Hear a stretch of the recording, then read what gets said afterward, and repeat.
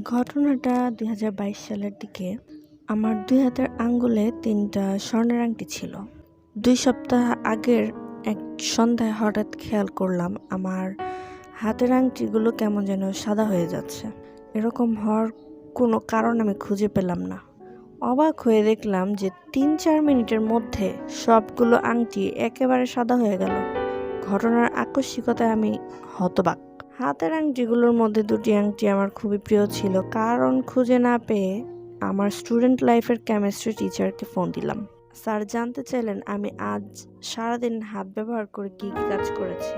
স্যারকে বলা কাজের নামের মধ্যে আংটির সাদা হওয়ার কারণ খুঁজে পাওয়া গেল না। ২ দিন আগে হাতের বৃদ্ধাঙ্গুলের ব্যথার কারণে ফিজিওথেরাপি নিয়েছি।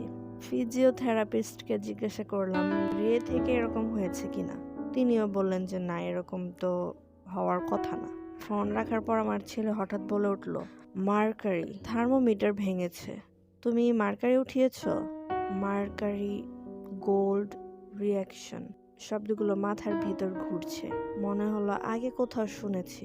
স্যারকে আবার ফোন দিয়ে পারদ বা মার্কারির কথা আমি বললাম। স্যার বললেন এক্স্যাক্টলি মার্কারির কারণে এরকম হয়েছে। তো দ্রুত পারো গোল্ড রিংগুলোকে আলাদা করে পানিতে ভিজিয়ে রাখো।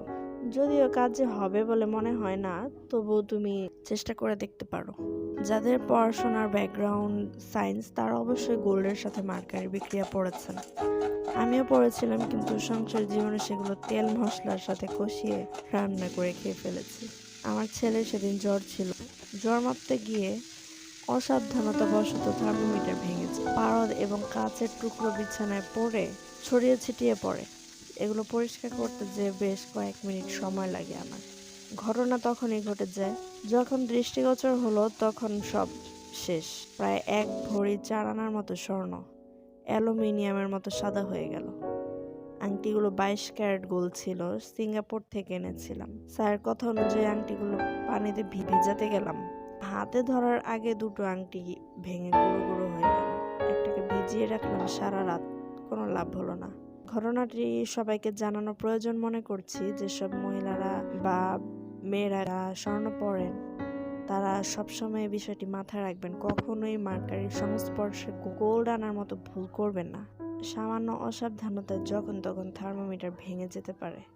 থার্মোমিটার ভাঙা যেমন সাধারণ ব্যাপার, তেমনি মহিলাদের হাতে আংটি থাকাও সাধারণ ব্যাপার। মহিলারা বিয়ের আংটি সাধারণত হাত থেকে খোলেন না, তাই পারদ উঠাতে হলে হাত থেকে আগে আংটি খুলে নিতে হবে। খালি হাতে পারদ ছোবেন না। যাদের ঘরে বাচ্চা আছে তারা আরো অনেক বেশি সাবধান হবেন, কারণ বাচ্চারা